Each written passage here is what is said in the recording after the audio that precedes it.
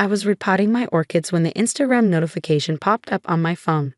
Mother's Day morning, 11:47 a.m., and I was alone in my greenhouse. Hands covered in soil, finding peace in the simple act of caring for something that appreciated it. Emma posted a new photo. I smiled, wiping my hands on my gardening apron before picking up the phone. Emma rarely posted anymore, too busy with her marketing job and her life in the city. But Mother's Day, surely she'd. The image loaded slowly on my phone screen. Emma and her stepmother Veronica at what looked like an upscale brunch spot downtown. Champagne flutes raised, both wearing pastel dresses, Veronica's arm draped possessively around my daughter's shoulders. The caption hit harder than any physical blow could have. Grateful for my real mom at Veronica Styles. Thank you for showing me what a strong, successful woman looks like. #Mother's Day, #blessed with the best, #real mom energy. I stared at the screen until it went dark. Then I tapped it awake and read it again. Real mom, real mom. 23 years of my life condensed into 2 words that apparently didn't apply to me. My hands were trembling as I scrolled through the comments. Emma's friends gushing about how beautiful they looked together.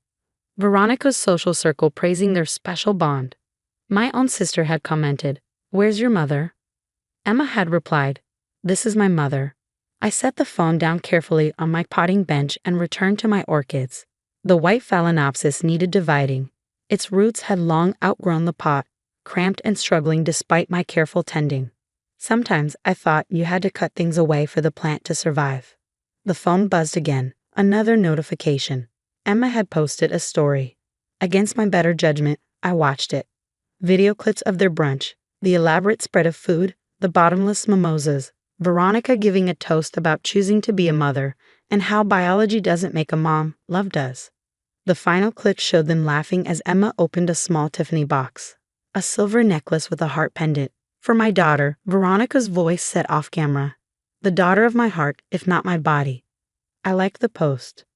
Just a simple double tap, no comment, no reaction beyond that tiny heart appearing on a screen. Then I put my phone in my pocket and finished repotting my orchids. The silence in my greenhouse was profound. No call from Emma. No text explaining why I hadn't been invited to Mother's Day brunch. No acknowledgement that I might have wanted to celebrate the day that made me a mother 23 years ago when I held her for the first time, still dizzy from 20 hours of labor. I thought about that day as I worked. How tiny she'd been. How fiercely I'd loved her from that first moment. The promises I'd whispered to her in the hospital room. That I'd always protect her, always provide for her, always be there. Apparently, always had an expiration date. By evening, I'd made my decision. 23 years of financial support, of being the safety net, of ensuring Emma never wanted for anything. The apartment in the trendy part of the city, my name on the lease as guarantor.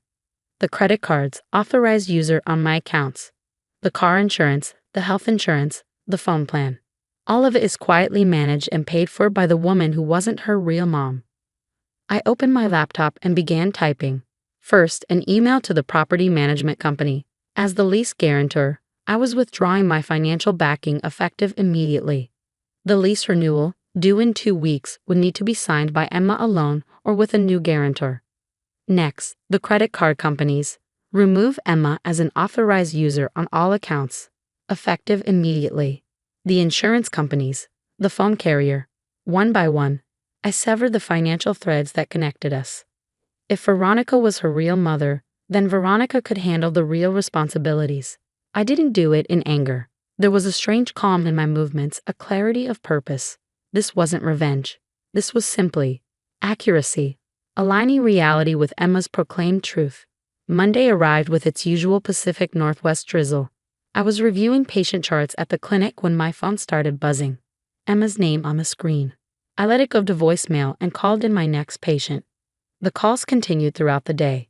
Emma, then Jake, my ex-husband, then Veronica, then Emma again. By lunch, I had 17 missed calls and dozens of unread texts. I finally listened to the first voicemail during my lunch break. Mom, there's something wrong with my credit cards. They're all declining. Can you call me back? I'm trying to pay for a client lunch and this is really embarrassing. The second voicemail, 30 minutes later. Mom, please call me back. All my cards are canceled. I don't understand what's happening. The third message came an hour later. The property manager just called.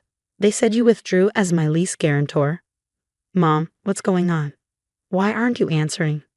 By the fourth voicemail, her voice trembled with panic. Mom, please, I just got notice that I'm being removed from the health insurance next month. And the car insurance. What is happening? Did something happen to you? Are you okay? Please just let me know you're okay. I texted back. I'm fine. Congrats again on the lovely Mother's Day with your real mom. Then I turned off my phone and went back to caring for my patients. That evening, Jake showed up at my door. My ex-husband looked frazzled, his usually polished appearance replaced by wrinkled clothes and worried eyes. Laura, what are you doing? He didn't wait for an invitation, stepping inside the house we once shared, the house I kept after the divorce. Hello to you too, Jake. How was your Mother's Day? Oh wait, that's right. You were at brunch with your wife and my daughter. It looked uncomfortable. Emma didn't mean. Veronica planned it. Of course she did. I walked to the kitchen and poured myself a glass of wine. I didn't offer him one. Veronica's great at planning, like helping my daughter forget who raised her. She didn't take her from you. Grateful for my real mom, I quoted quietly. That's what Emma posted. So I figured, if Veronica is her real mom, then she can take on the real mom responsibilities too. Cutting her off financially, Laura. She can't afford that apartment without you. Her credit's not established. Then she should find something she can afford. Or maybe Veronica can help. Jake dropped into one of the kitchen chairs we bought 15 years ago. This is harsh. Is it? I sat across from him, taking in the man I once loved. Do you know what I did on Mother's Day, Jake? I repotted orchids. Alone. While our daughter celebrated with the woman you left me for. That's not fair? No, it's not. It's not fair that I raised her for 23 years only to be erased online. It's not fair that I've been paying for her life while someone else got the credit. It's not fair that I wasn't even invited. Emma loves you. Does she? Because people who love you don't refer to someone else as their replacement. Jake's phone buzzed. He glanced at it and winced. It's Emma. She's overwhelmed. The apartment complex gave her 2 weeks to find a new guarantor. Sounds like something her real mom might want to help with. Veronica can't. He stopped himself. I raised an eyebrow. Can't afford it? The successful businesswoman who showed Emma what strength looks like. Maybe now she'll show her what responsibility looks like too. Jake had no answer. Go home, Jake. Let your wife know. Her daughter needs her now. The next few days were a wave of calls, texts, and unexpected visits. My mother phoned. She'd heard from Emma. My sister Amanda stopped by, torn between supporting me and worrying about Emma. Even my elderly neighbor mentioned a young woman sitting in a car outside for hours. I knew it was Emma. I saw her car from my bedroom window. But I wasn't ready. Thursday evening, the doorbell rang. And rang, and rang. When I opened it, Emma stood there, eyes red, mascara streaked, looking younger than her 23 years. How could you? She said immediately. I'm going to lose everything. My cards aren't working. I can't even buy groceries. Hello to you too. Want to come in? She rushed in, pacing. Mom, you have to fix this. Whatever this is, you can't just cut me off. I have a job, a life. A life funded by someone who apparently isn't your real mom. I said calmly as I closed the door. Emma froze. This is about that post. Language, please, I replied automatically, then nearly smiled. Some habits never die. It was just social media. It didn't mean anything. Then why wasn't I invited? Why was I left out entirely? Emma looked stunned. Veronica said it might be awkward. I sat in my favorite chair, the one where I once nursed her, read her stories, held her through heartbreak.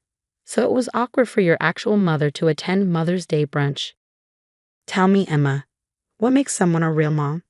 Is it the person who carries you for 9 months? Who goes through labor? Who wakes up every 2 hours for night feedings? Mom, please. Is it the person who teaches you to walk? Who stays home from work when you're sick? Who drives you to dance class and soccer practice and debate tournaments? Stop. Or is it the person who shows up after all the hard work is done, when you're already grown and impressive and takes credit for the finished product? Emma was crying now, collapsed on my couch. I'm sorry. Is that what you want to hear? I'm sorry, but you can't destroy my life over this. I'm not destroying anything, I said quietly. I'm simply stepping back. You have a real mom now. Let her help you. She can't. Dad says she's maxed out, that the business isn't doing as well as she pretends that. That's not my problem anymore. Emma stared at me like she'd never seen me before. Who are you? The mom I know would never. The mom you knew was erased on Mother's Day. Publicly, by her own daughter. I'll delete the post. I'll apologize online. This isn't about the post anymore, Emma. It's about 23 years of giving everything and being told it wasn't enough. That I wasn't enough. That Veronica, with her business suits and her networking events and her surface-level involvement in your life, is more of a mother than I ever was. I didn't mean. Yes, you did. You meant every word. And that's okay. You're an adult. You get to choose who you consider family, but choices have consequences. Emma wiped her face with her sleeve, a gesture so reminiscent of her toddler years that my heart clenched. So what am I supposed to do? Be homeless? Starve? You have a job. You'll figure it out, or ask Veronica. After all, she's your real mom. Stop saying that. Why? You said it first. Emma left an hour later, after cycling through begging, bargaining, and fury. I watched her drive away and then did something I hadn't done in years. I took a sleeping pill and went to bed at 8 p.m. The next 2 weeks were a blur of secondhand information. Amanda told me Emma had moved in with her temporarily. My mother had informed me that Jake and Veronica were fighting constantly about money. A mutual friend mentioned seeing Emma at a cheaper apartment complex across town, filling out applications. I focused on my work, my garden, my life. For the first time in 23 years, I wasn't managing someone else's existence. It was strange, liberating, lonely. 3 weeks after Mother's Day, Emma called again. This time, her voice was different.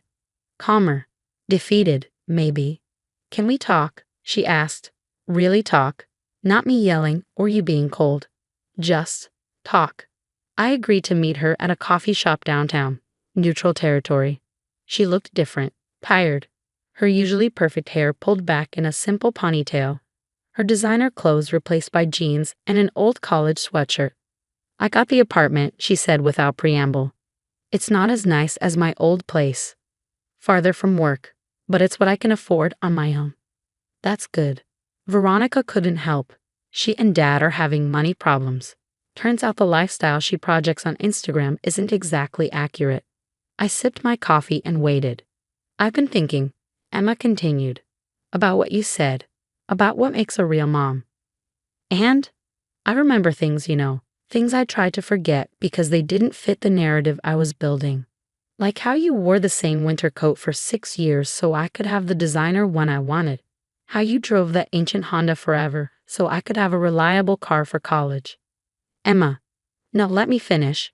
I remember you missing your high school reunion because I had a dance recital, skipping your friend's wedding because I was sick, never taking that trip to Italy you've been saving for because I needed braces.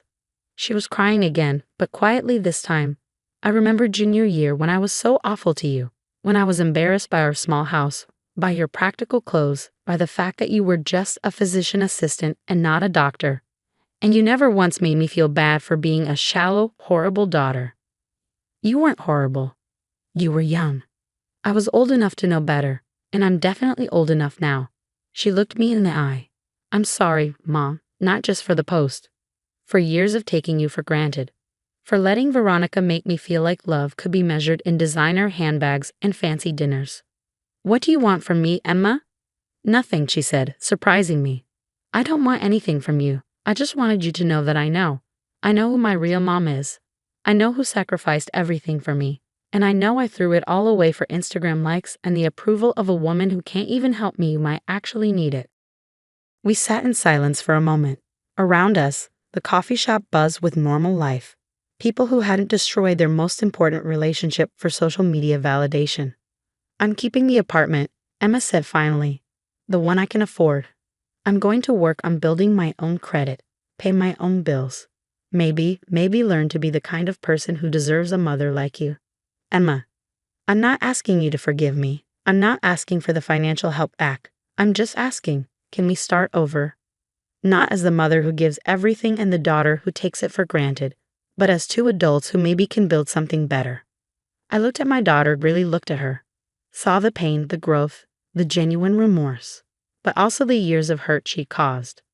We can try, I said finally, but Emma, understand this. I will never again be the mother who gives blindly, who accepts disrespect in the name of love, who sits quietly while you give someone else credit for my sacrifices. I understand. I wouldn't want that mother anymore anyway. I want my real mom, the one who's strong enough to stand up for herself, even against me. It's been 6 months now. Emma and I have lunch every other week. She's still in her smaller apartment, still building her credit, still learning to manage her own life. Veronica is notably absent from her social media these days, though I hear through the grapevine that she and Jake are in counseling. Emma hasn't asked for money. Not once. She's shown me her budget, proud of the spreadsheet she created. She's taken on freelance work to build her savings. She even started a small orchid collection, texting me pictures and asking for advice. Last week, she posted a throwback photo on Instagram. It was from her college graduation, just the two of us, my arm around her shoulders, both of us laughing at something off camera. The caption read, "My mom, my real mom, the woman who taught me that love isn't measured in what you can give someone, but in showing up every single day, even when it's hard. Especially when it's hard. I love you, Mom. Thank you for loving me enough to let me fail and learn." I liked the post, and this time, I commented too. Love you too, sweetheart. Always have. Always will. Because that's what real mothers do. They love you through the failure and the growth, the mistakes and the redemption. But they also know when to stop enabling and start teaching, even when a lesson breaks their own heart. Especially then.